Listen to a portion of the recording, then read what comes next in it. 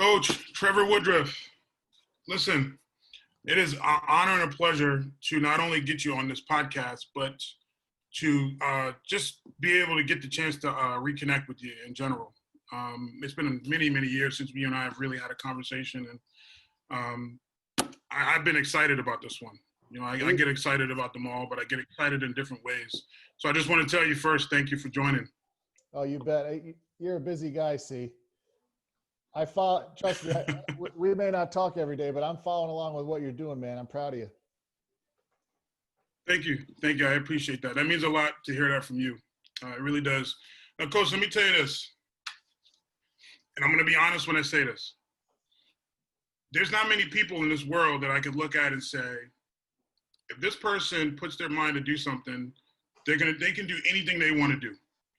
And you're one person I've always admired in that sense, because you got this drive, this tenacity about you to be successful, that small town grit, the ambition that not a lot of people have, man. And, you know, I anytime I do these, I do my research on everyone. I don't care who it is. And there's stuff, I mean, I'm literally doing research and I'm blown away from some of the stuff that you're doing. I guess, Coach, just talk about your come up, man. Talk about where you come from, going through Misericordia. Let's talk about, you know, your story and where you are today, but just your come up through where you come from and your small town, and go from there. Great. Well, I appreciate that. That's the, what's the old saying? It takes one to know one. So if you recognize that in me, that's because you have it yourself. So I appreciate that. But, Respect. you know, I grew up in rural northeastern Pennsylvania, Bradford County. Wasn't really a city around, so to speak. We were an hour from Scranton, Wilkes-Barre, an hour south of Binghamton, New York. You know, kind of somewhere in the middle of those two somewhat city areas. Really rural, dirt road. My only neighbor was my grandmother, really. You know, we kind of lived on the same property in separate houses, but yeah, I mean, I didn't know any different. So that was the good life to me. You know, I didn't know any different. You're looking back, you know, we didn't have a lot, but I didn't know that at the time. You know, we had everything that we needed. We certainly didn't have everything we wanted, but we had everything we needed. And, you know, I think the further away I get from my childhood, the more I appreciate my parents and my grandmother and all those around us, because they never let on or never really showed that we were any different than everybody else just because we didn't have a whole lot. So I appreciate that part of my upbringing. I was fortunate to get caught up in athletics early on in my life. It's really all I ever did. It was just one season to the next, you know, similar to, I'm sure, you and most guys that we've come across in the athletic world. So it was football season to basketball season to baseball season. And then you hit the summer and it was like, you know, what's today? We'll figure out which one of those we're going to do. And wouldn't trade that for anything. Great relationships from high school athletics. Still my best friends. You know, we're spread out a little bit, but we still find ways to connect. And so really appreciate all those experiences. Was very fortunate to end up collegiately at Misericordia University. At the time, it was College Misericordia. I was recruited there. I had heard of the school because my sister, who was a year older, had visited there. And so when the first phone calls and letters started to come from Misericordia, my mom said, "Oh yeah, your sister visited there. I think you might like it." So I was actually being recruited more for football than basketball. But I knew I wanted to be a basketball coach. And so it didn't seem to make much sense to go beat myself up for 4 years, knowing what I wanted to do on the back end. So visited Misericordia, fell in love with it, fell in love with the people. Dave Martin in particular, who was the coach, the men's coach at that time, later to be the athletic director. I just connected with him immediately. And to this day, we remain the closest of friends, and he's my greatest mentor and my greatest champion. So that was an unbelievable experience. Got a chance to play a lot of college basketball, which I think was what I was looking for. Mhm. It was never about level for me. I got some higher level communications, no offers, but I probably could have tried to walk on somewhere and just felt like I had found the right place. Great 4-year experience, learned a lot about who I was not, Yeah. which helped me figure out who I was. Yeah. Great. Built some strong relationships. And, ultimately after graduation, it was that relationship with Dave Martin that led me to Delaware Valley High School, Yeah. a connection that he had. Got my foot in the door for a teaching and coaching job there, Mhm. where I met, two of my greatest champions in my life, Tom and Candy Finan, who were she was the superintendent and he was the director of secondary ed. So he oversaw the high school. And to this day, they remain close friends of mine. Had a 4-year stint there, 2 as a JV coach, 2 as the high school coach. My first year as the high school coach, I think we played 24 games. Going into the last game of the year, Corey, we had 19 losses. Mhm. Okay, so we were 4-19 Mhm. going into the last game. And the other team was also 4-19. Mhm. And the coach of the other team was a buddy of mine by the name of Greg Butler. And I said, one of us is going to walk out of here tonight with a 20-loss season. And fortunately for me, it was him. Yeah. So, That doesn't look good on paper. yeah, so I've yet to have a 20-loss season, but I'm pretty close. Yeah. And so that experience then led to Lackawanna College. Yeah. I took over there following Tommy Dempsey, who's now the men's coach at Binghamton University. Yeah. Followed him, and we had become friends, and he kind of, again, got my foot in the door there. And it was a quick stint, only there 11 months, 1 season. But we finished 9th in the country. It was a great experience because that was really the first time in my life where I was surrounded by people who were completely different than me. Yeah. Very urban city kids Mhm. who, if I took them to where I grew up, they'd be like, get me out of here. And if they took me to where they grew up, I'd be looking around like, where's the bus station, Right. Right. And so that was a great experience. And I learned a tremendous amount in that job. We were fortunate to have success, even though I was just a baby. I was just learning. Yeah. And, Coach, I'm going to tee this up for you. So, sure. I'll back up just a little bit. So what I because Misericordia is my alma mater as well, and you were my head coach, and I'll get into everyone knows my experience, but I felt like, and you can correct me on this, I feel like Misericordia, you walk on campus, and it's maybe a little different now, but you walked on campus and you felt safe. Sure. You felt like, I'm going to have family here. I'm going to grow safe, close-knit relationships with people. And your parents felt like they could drop you off there and they didn't have to worry about you. Did you get that same feel? 100%. I later found out, after I go back there to go to work, and I worked there for 11 years, there's a name for that. And they call it the Misericordia Mystique.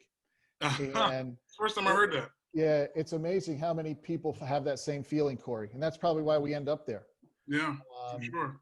And so I would agree 100%. It felt like home. The first step out of the car, I was like, I could see myself here.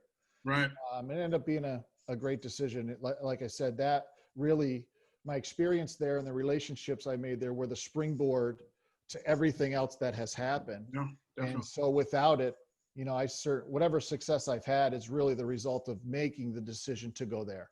Right. Now I'm going to back up just a little bit. So you went to Lackawanna, and I want to make sure I highlight these things because your success to me is unreal. You went to Lackawanna and you talked about small town kid. Now I got to go and coach kids that come from unstructured environments in most cases, kids that have no idea in terms of any goals or anything that they're going to do. You got to not only coach these kids, you got to establish relationships with them. First time you've ever been in this type of environment, and your first time doing that, 2003, 2004 season, you guys won 24 games. You were ranked 9th in the country in Division II JUCOs, 9th in the country. So that's the ninth best team in the entire country. Yeah. You won Coach of the Year in the region. What did you attribute your success to? Now I know you did a great job, some recruiting. You had some good players at Lackawanna when you were there. What did you attribute most of your success to there? Well, a lot of things. First and foremost, it was a school that expected to win, and so they supported the program Mm-hmm. because they wanted to win, and that's important at every school. You know, it's not an accident that Kentucky wins. Right. They want to win. Mm-hmm. And so that was good. We had a president and athletic director that were supportive, but you know, the biggest key to it was we had a group of dogs. Like they were just, I mean, they wanted to get after it. And they were used to winning. They had a great season the year or two before I had gotten there. Kid by the name of Adam Gonzalez was there, who was a Player of the year, player. right? Yeah, National Player of the Year. He was there when I arrived, and then was injured, was going to miss the whole season, and left school. So we didn't actually get to have him. If we had him, we may have been, you know, national champion good. But regardless, it was just, man, we just had some pit bulls. Like those guys got after it every day. It didn't matter if it was their teammates or the biggest rival game. Like if we were keeping score, they wanted to win. Yeah. And so we had some unbelievable players. Steve Banks is one that sticks out to me. Steve was a high level. He was a dual sport guy. He was a high major football prospect as well. And an All-American basketball player. Jerome Corbett, who was also came to Lackawanna as a football player and then went strictly to basketball, was I believe he played at Aliquippa, I believe, which is a big-time high school football program in PI, if I remember correctly. So I really would put most of the credit on the players. Did you coach Rich Baker? No, Rich was gone. He was gone before you. Okay. Yeah. But I know who Rich is from his coaching days as well in the Lehigh Valley Poconos. And what I would say more than anything with that particular group, other than just their competitive nature, was they were able to overcome adversity like no team I've had. I mean, that year, like we said, we thought we were going to have the National Player of the Year. He was not with us. We had a home floor, one of the best in the country, at the Scranton Catholic Youth Center, amazing facility, Scranton CYC. There was an issue between the church and the school, so we didn't have that. We were playing at a community center 15 minutes from our campus, and the only time we could practice was 6 a.m. or 8 p.m. So it was just one thing after another. Yeah. And we started that season, I think we were 1-4 to start the year, and then just went bonkers once we figured it out and kind of rolled to the national tournament out in Illinois, and you know, ran into some really, really elite teams, and obviously finished 9th in the country, but awesome experience. Yeah, no, we just talked about, you know, going into that, about how you had to kind of put yourself in a position of difference. You know, for everybody it was different. Now, I come from the Bronx, and I know for me growing up, for us to play for anybody, we had to gain their trust. We had to gain some type of relationship with them. How were you able to do that with those guys? Well, I've actually kind of had the same message with every program that I've taken over. And I think if you just walk in and say, listen, I know what I'm doing, look at my resume, trust me, that's the wrong approach. So even with my I'm at Bucknell now, and my first meeting with the team, I said, here's the scoop. If this is going to work, we have to trust each other. All I'm asking for is 1%. And if you give me 1%, I'll earn the rest. And, you know, it takes time because they just can't hear it. They got to see it. They got to know when trouble hits and when difficulty comes that you have their back. And I think in most cases, definitely true with that Lackawanna team, once they knew I had their back, man, you could coach them hard. Yeah. And I've never gotten on guys like, I know you think you got it bad when you played for me. Trust me when I tell you, I was a tame little kitten. I can imagine. I was a tame little kitten. And those guys, they were just tough, but they were okay with it because they knew at the end of the day, I was their boy and I had their back, and I knew they had mine. And so that was a really just a tremendous experience. I probably learned more in those 11 months than I have the other 20 years that I've been doing this. Right. Now, just like most guys that go and coach JUCO, they use that kind of to propel their careers to go to different, better jobs. In most cases, another 4-year institution. You decided to go back to your alma mater, and I'm sure you probably had different opportunities. Mm-hmm. What garnered your decision to say, I'm going to go back to Misericordia and coach? Yeah, great question. So I never really had like the Division I aspirations. Like I didn't wake up every day and say, I'm going to do good today so I can get to Division I and be a Division I coach. But at Lackawanna, following that year, or during that year, you know, it looked like there may be some opportunities to be a lower level Division I assistant. So, you know, like a third assistant type of thing, or an operations guy. But my former coach, transitioned to the athletic director. And so I knew the job was going to be open.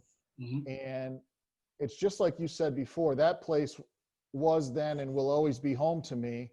And I said, you know what, there's probably no other head coaching job in the country that I can get. I can get an assistant job somewhere, but I'm not going to get a head coaching job. And I think I was 25 or 26 years old at that point. Yep. And so to be a head coach of a Division III team at 26 was really appealing. And so I jumped at the opportunity. Like I said, based on resume, I wasn't going to have the best resume. I'd only been coaching collegiately for 1 year, you know, but I think my reputation at Misericordia, because I tried to do things the right way when I was there as a student. Yep. And I had enough success as a high school coach and then 1 year at the collegiate level that they felt comfortable, you know, with the right resources that we were going to be able to have success. And it wasn't easy. It took a little while, but eventually we did get it going. Yeah, I know a little bit about that. So you went to Misericordia, you know, put yourself in an ideal situation at the time. 12 seasons there. You had a couple NCAA berths. Looks like from 2012 to 2015. Somehow the program got better after I left. I don't know. It's weird. I don't know. And then you had multiple Coach of the Years. So what started clicking there for you? Because like you said, it did take some time. But what started clicking for you to, you know, started driving that success there? Well, I would say this. We had, prior to winning the championships, we had changed leagues. So like, for example, when we were there together, we were in the old Pennsylvania Athletic Conference, right? And we had built ourselves up to a point, you know, when we first got together, we were at the bottom of that league. Yeah. Remember, like we struggled. And then we had gotten to the point where I thought we were as good as anybody and could compete and win the championship. And so that last year in that league, I thought we were the best team in the league, and we got upset in the playoffs. And then the next year we changed leagues, and we went to, at that time, what was a superior league, a better league. So we finally built ourselves up to championship contenders in the old league. And now we flipped leagues. And so now it's like we immediately go to the middle of that next league. Right. So it took, you know, I thought we built a championship team in our league and then almost had to start over in a different league and kind of continue that build. But you're right. Once we got it going, and I think we had been in the championship maybe in 10 or 11. I can't remember specifically, but then we win it in 12. And I think at that point it was just like, okay, you know, we can be as good as anybody. Now it's just a matter of who's going to beat us, because we felt like every year we were going to have a chance to be there. And right up to the end, my last year there was 2015. You know, we won the championship again. And, you know, that's all. That's history, as they say. A lot of banners in there now, man. Yeah. Something I started noticing too, because I, you know, obviously came back and I started going to a lot of your games.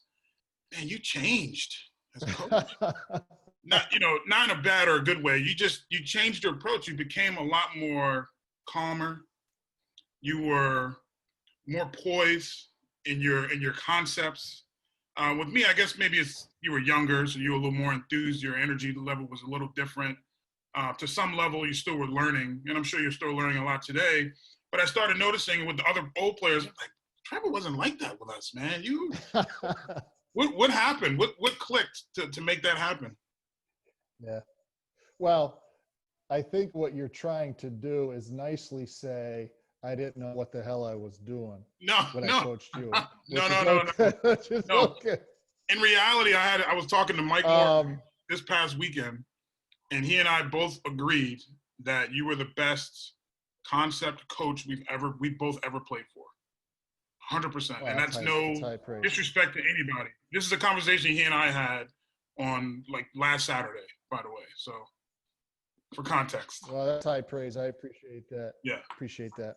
I do think, I don't think you necessarily change as a person. I think you just get a better understanding of how can you influence young people. Yeah. And, now it's even more so. You really just have to figure out ways to motivate, to instruct, to criticize, because that's part of it too. In different ways. I think early on, I probably didn't appreciate that enough.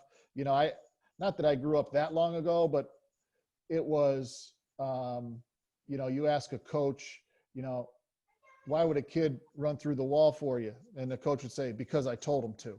Yeah. It's not like that anymore. Mm. And now it's like, hey, I want you to get through that wall. The first question is going to be why. And if you don't have an answer, yeah, you lost them. Right. And so I do think try to learn a little bit every year, get a little better every year. I still probably on a daily, weekly, if not daily basis, look back and say, you know what, I could have handled that different. I didn't have to get on them. I could have figured out a better way to do that. But I hope that my strength as a coach is knowing what face to show my players at any given time. Sometimes you got to kick them in the butt. Sometimes you got to put your arm around them. Right. And I've tried to make that a strength of mine as a coach, knowing that the X's and O's are important and recruiting is important and all that stuff is important, but how can you best affect the student athlete in any given day in that particular moment? What do they need me to be for them? That's at the top of mind every day. Yeah, totally agree with that.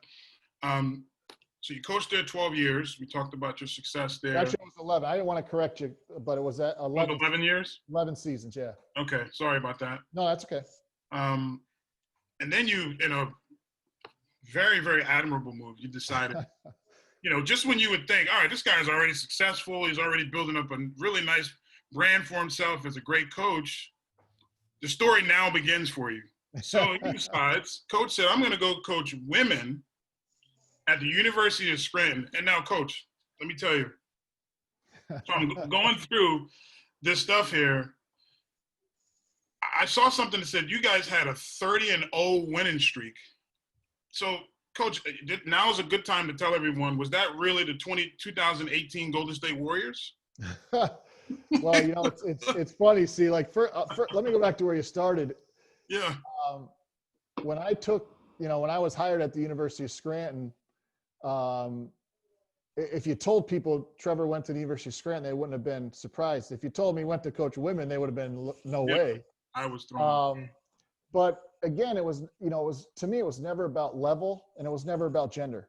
The whole reason I became a boys coach and then a men's coach is because that's the first job I could get.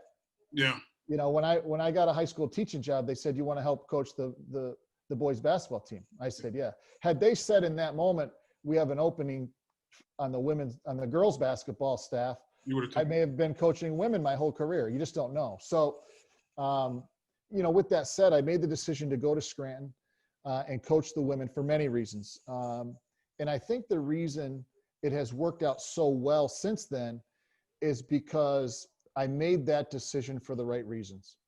I think if it was an ego decision, most of my buddies that are still back in D3 are still chuckling like that guy's, he's coaching women's hoops. They still don't get it. Mm-hmm. But to me, it wasn't about ego. It wasn't about gender. It was about, number one, family. We lived up and just outside, 2 miles outside of Scranton from campus. So my kids, my two young sons could grow up in my office. That was number one. Yeah. I was working 30 miles away from home, so they could come on a Saturday home game, and that was it. Yeah. And to me, the best part of my job is that it's a family-oriented job in terms of they can be in the office, they can come to practice, they can hang out after games. The access that my children have to the campus that I'm on, you can't put a price tag on that. No. Yeah. And so that was the biggest part of it, just being close to home and having my kids there. And then the second biggest thing was I had felt like at the time we had gotten Misericordia to a really good place where we are a regionally competitive team, consistently in the top 4 or 5 of the region. We'd made a couple NCAA tournaments. And I just felt like for whatever reason, we'd really hit the ceiling. Yeah. And that if Misericordia was going to go a step farther, it was probably going to have to be somebody else to get them there. Yeah. And so that was one part of the thing. And the other was I looked at the job I had a chance to take, and we could compete for national championships. Yeah. And so that was appealing to me. And so when I went to the University of Scranton, I didn't change how I coached one bit. Like I didn't put the practice plan together and say, okay, you're coaching girls today, so you can't do that drill. Or you just go do what you do. And, one of the premier women's programs in the country, had obviously tradition, success, but, had kind of dipped a little bit. Didn't win the conference championship the year before, didn't win an NCAA game the year before I got there. Graduated of All-American center, the all-time assist leader, and the best shooter in the program, all graduated, coming off of a home loss in the conference championship game and a home loss in the NCAA tournament. So it was like they won 24 games the year before I got there, and everybody was walking around like their dog died. Yeah. And I was thinking, man, if I won 24 games in my last job, I'd have a statue in the front of the gym. Yeah. And so I felt good about that because the expectations were really high. Yeah. And, but but there was definitely. Go ahead. I'm sorry. Yeah, I just wanted to get to that point. You had mentioned the 30-game win streak. Yeah. There certainly was a little bit of unsureness with the program, changeover, new coach, all that stuff. The preseason rankings came out that year in the league, and Scranton, for maybe the first time in the history of the school, was picked third in the league. And we then proceeded to win our first 30 games by an average of 19 points, and we were tied with 4 or 5 minutes to go in the Elite Eight to go to the Final Four, and we lost to a really good team.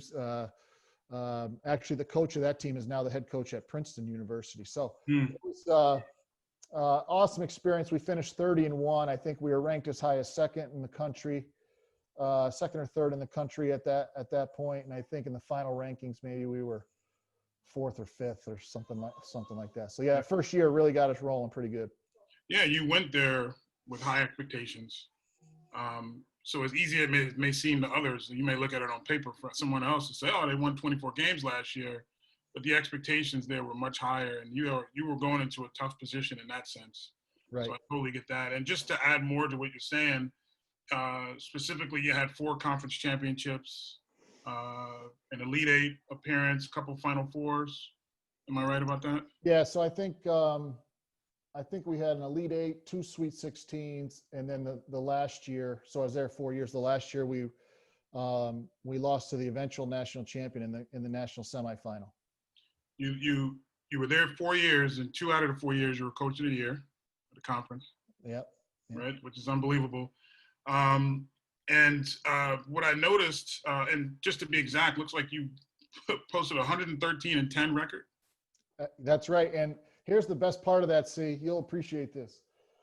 We had no losses in our non-conference schedule. So all of we had 6 losses in our league in 4 years, and we had 4 losses in the NCAA tournament. That was it. We didn't lose a non-conference game in 4 years. It was really a great run. Yeah. It's amazing when you speak to great people. I always listen to the stories of, like, and I'll compare this to, I'll give a Michael Jordan analysis on this, but follow me on it, right? So, like, you talk to Michael Jordan before the game, his goals were a little different than everybody else's. Like, that's what made him great, right? Like, MJ was going in, everyone's going, I hope I play good today. I'm just going to give a solid performance. I might score 60 today, and we're going to win. Like, that was MJ's goals. So you had to have, you and your team had to build up this chemistry where we need to legit believe that we're going to win every single game that we play. Was that the attitude? Well, I think that was the attitude. There was the expectation that we should win, because realistically, until we got to the Sweet 16 or Elite 8, we were the favorite in every game we played. Yeah. So you're supposed to win. Right. And it was really a different experience for me, coming from a situation where we rebuilt, built Misericordia from a competitive team to a championship team. But we were never the bullseye game. We were never the game where you got the schedule and people circled it. Right. When I got to Scranton, our game was circled on everybody's calendar. And that's a totally different mindset. I mean, you want to talk about urgency. Yeah. Like you're going every day before the game, when you're going in to do your final prep, it's like, we're getting their best shot. Yeah. Like, we can't screw around. I understand maybe this team's 500, maybe it's one of the bottom teams in the league, but understand they're going to play better than their record against us. Right. And so that was a whole different mentality for me. I can't, I like the fact that we won a lot, but I aged a lot too, man. I got a lot of gray hair, knowing, I can remember there was a time. So the first year we were 30-1. We come back the next year, we had graduated 2 great seniors, but we were still really good. We had 2 stud post players. And at one point in the middle of the season, we lost 2 out of 3 games. So we lost like Wednesday and one Saturday, and then lost again on Wednesday. I got an email from a fan scolding me, saying I was destroying the program. Wow. At that point, we were like 42-3 or something. Oh my God, dude. Yeah. So it was a little different level expectation than what I was used to. Yeah, which makes sense to the success. Coach, and you talked about, for you, it was never about gender. It was always just about coaching and teaching. What was the biggest struggle in terms of making that transition? Fundamentally, there are things that had to be different to some degree. You're going from coaching men at a very highly competitive level to now females at a highly competitive level. What was the biggest struggle for you making that transition? Well, first thing I would say is there are way more similarities than differences in coaching the 2 genders. I think, anytime you say the women were different from the men in this way, it's immediately taken as a negative. Yeah. And that I wouldn't phrase it in those terms. I thought the women, in comparison to the men, are much more concerned about their teammates than the guys are. And and I don't mean that like in terms of like in the game, but just in general as human beings. Like, if one of our women were having a bad day, it affected the whole group. Yeah. That's how connected they were. Whereas how we are, like macho dudes, it's like, oh, Corey's having a big day, and I was like, yo, pick it up, big fella. Like, we ain't got time for this. They're so much more in tune with each other's feelings and emotions. Like, I really appreciate that about them, because it's been that way with all the teams that I've coached.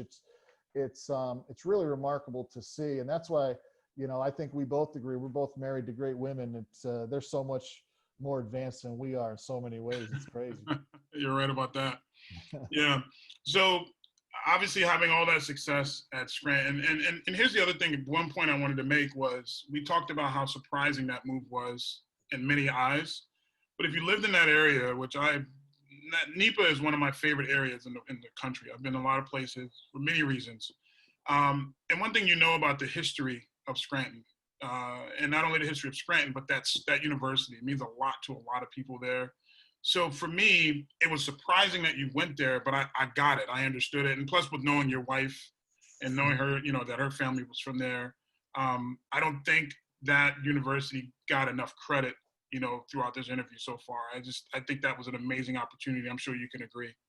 Yeah, it really was. And maybe it was surprising to you because you remember all the bad things I said about Scranton when we used to play against them.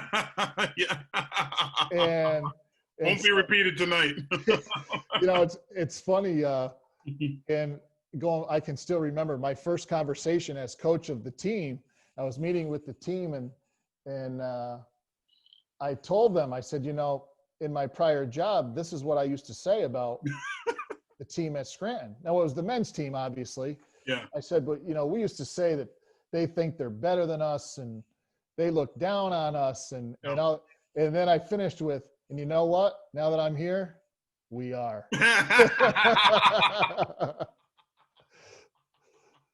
There you go. I don't think you could have said any. As you're saying this, I'm like, where's he going to go with this one? Yeah. That's the only way you could go with that one. So you leave that school, obviously amazing success. So now you're a hot commodity than anyone. If you're an AD somewhere and you need a coach, clearly this guy knows how to win, knows how to coach, a women's program. And I think not enough is said about building a winning culture. And that's clearly what you helped to do and sustain at Scranton. So you go to Bucknell, and Bucknell now is in a Division I, so that changes things for you. Talent, recruiting's different, I'm sure, and you'll explain that. One thing that I noticed, because the guy that you replaced was pretty solid there, right? He had a pretty decent career. Excellent job, excellent career. But one thing that I noticed there, and you can speak more to this, is what it changed for you was you kind of came in with different concepts, it looks like, defensively. Because you guys had some amazing numbers in your first year. I think you were like 8th in the country in scoring defense or something like that. Yeah. Do you feel like that's what made you different from, and this is no shade to him, but what made your transition different than him?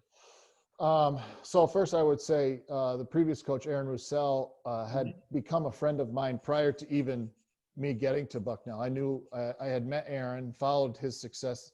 He actually came from Division III as well prior to going to Bucknell.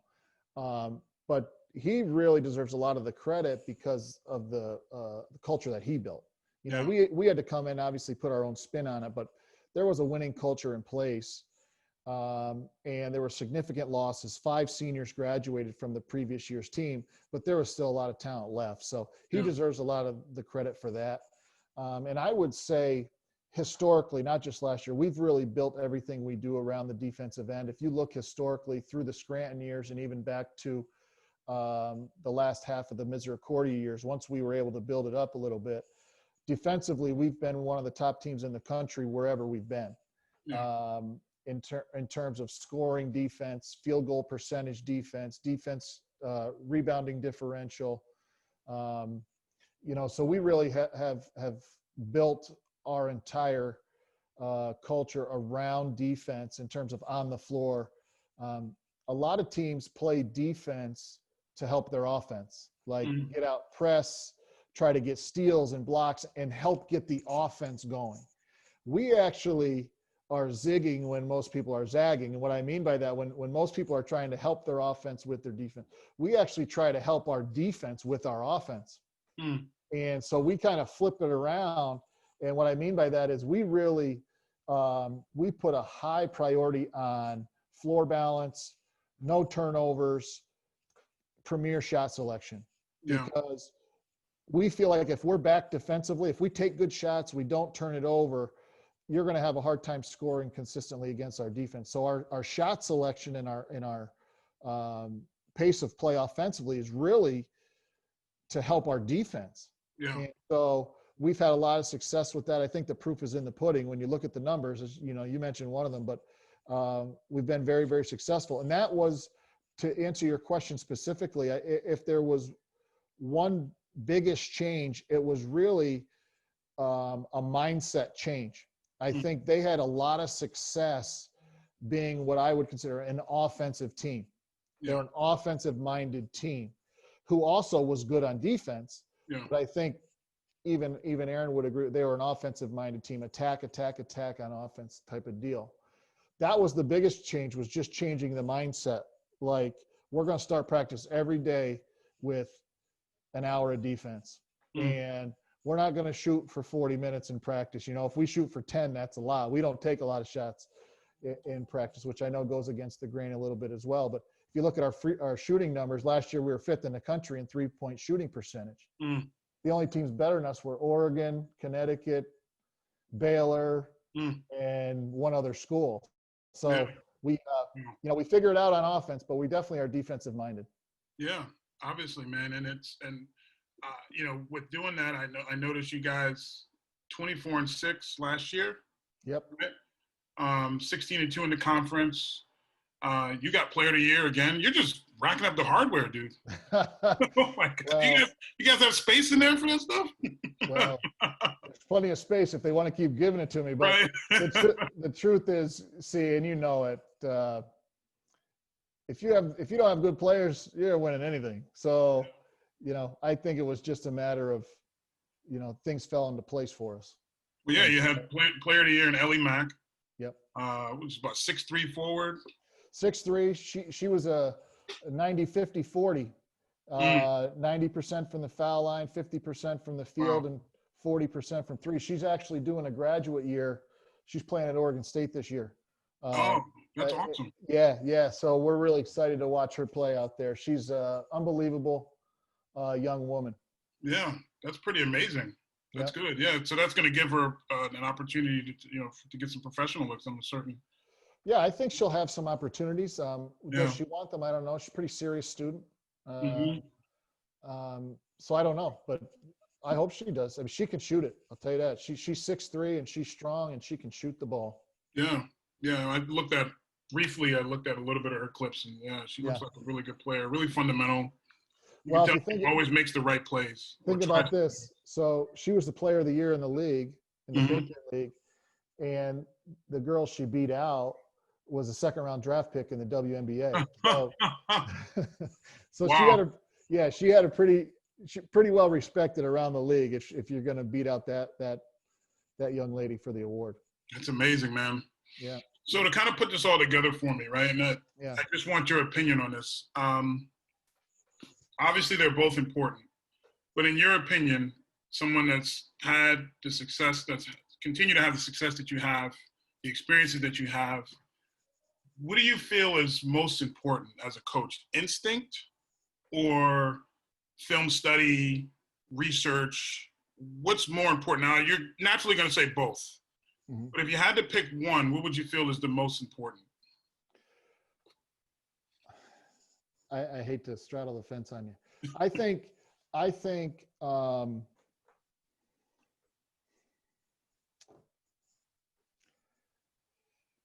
that's a good question.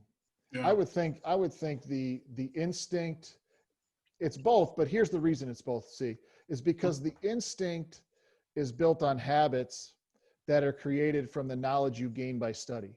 By study, okay. Okay, you see, so you do all this study, you do your homework, you try to become, you try to become an expert in your field. Right. Not that you ever know anything, but am I following recent trends? Am I staying up with the sport? Am I grounded in the fundamentals? Right. And then from there, you build concepts and you have a plan, and then your habits and your instincts come from the daily work of that plan. And so, what I know from a basketball perspective isn't probably any more or any less than any other coach. How you teach it matters. How your players receive it matters. How you prioritize it matters. And then in the moment, the instinct that you have in the split second that you have to react to a play, to a situation, to whatever is going on around you, can not only affect that game, but it could affect you for the rest of the season. Right. And so it's hard to separate. It's hard to separate the two. Who wins, the coach that has the higher instincts or the guy that's more prepared? The guy that has better players usually. Okay. That's generally, that's the simple.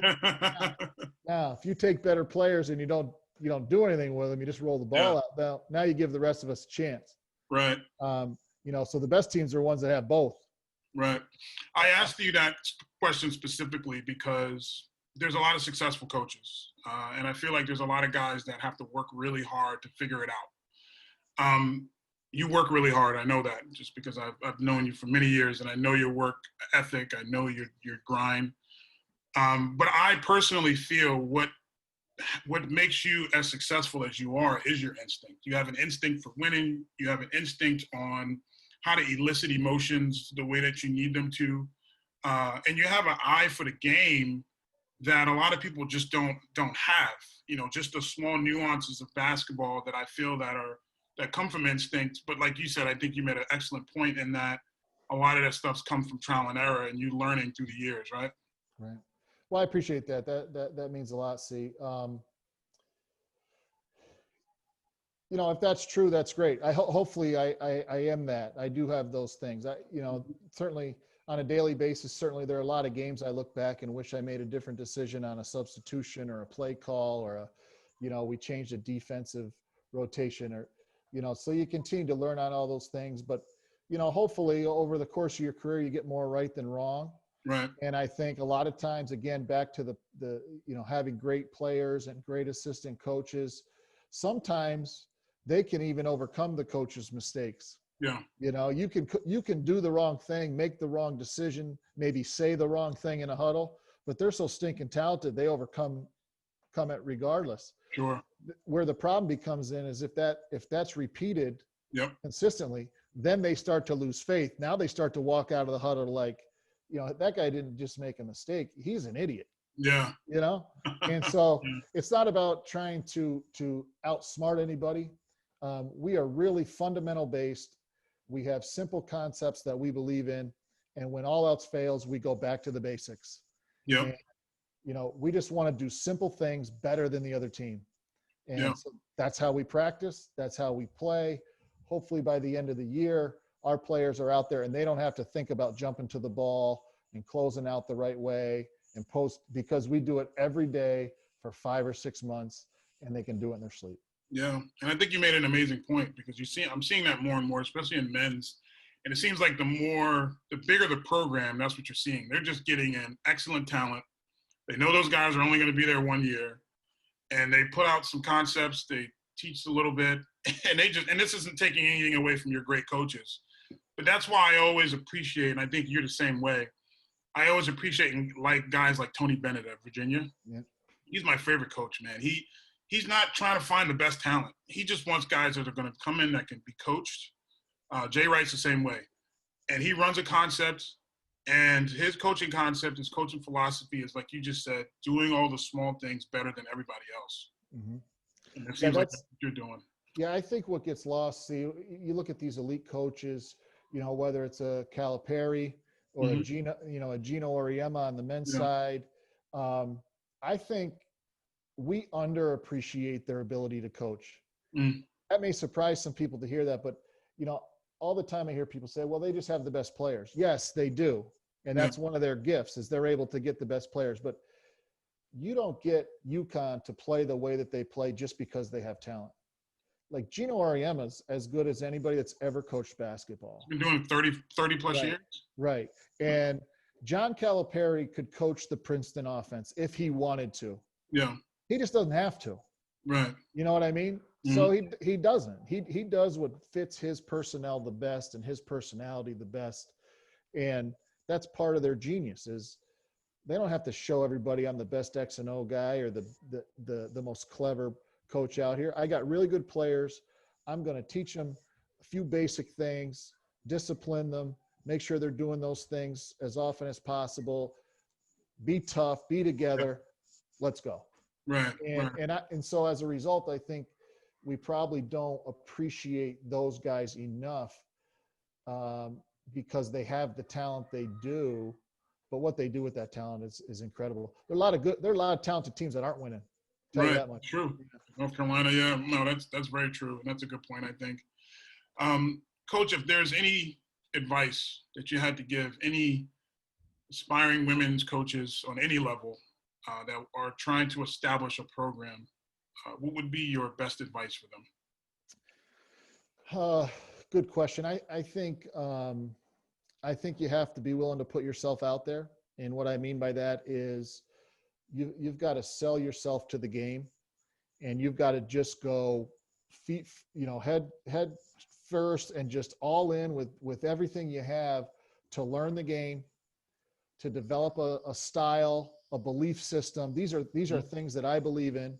Not that they can't change over time, but you really just have to study, put yourself around the best people that you possibly can, learn the game.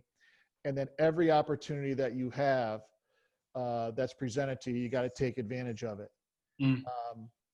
And that's really it. That's not a secret. That's not, boy, Trevor Woodruff, boy, he really thinks outside the box. It really is that basic. It's like, you got to know the game. And so I'm fortunate in that what I like to do is study basketball. Yeah. And so when I'm not at work, I'm still working, because it's what I would be doing even if I wasn't a basketball coach. I love watching game film. I love looking at new trends in the game, watching videos. What are other coaches doing? How are they teaching it? It may just be verbiage. It may be the same thing I teach, but they say it a different way. And it's like, wow, that clicks. Man, I steal that. That's right in my pocket. Yeah. And, so I would say that to any coach of any sport. Just keep your eyes and ears open. Put yourself in as many situations as you can to learn and absorb information. And then when an opportunity presents itself to show what you know and what you can do, run with it. Yeah.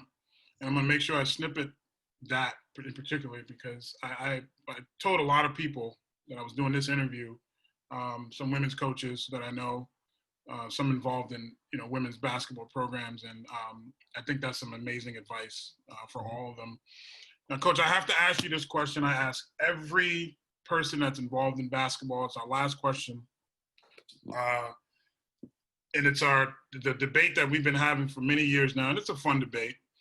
Kobe or LeBron and Michael. LeBron or MJ? I gotta get your feedback. All right.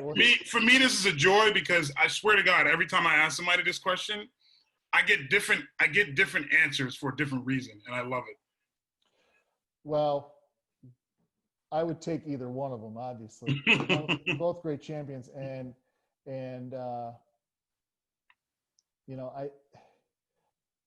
I think LeBron, if he's not there already, is inching there. But my heart is with Jordan. Maybe it's my age. I also have a friend who played on those Bulls teams. And so I asked him and he now works, in the league. And so I asked him, and of course he's never going to talk against Michael. But the way he laid it out for me was, he said, he's just different. You just can't beat the guy.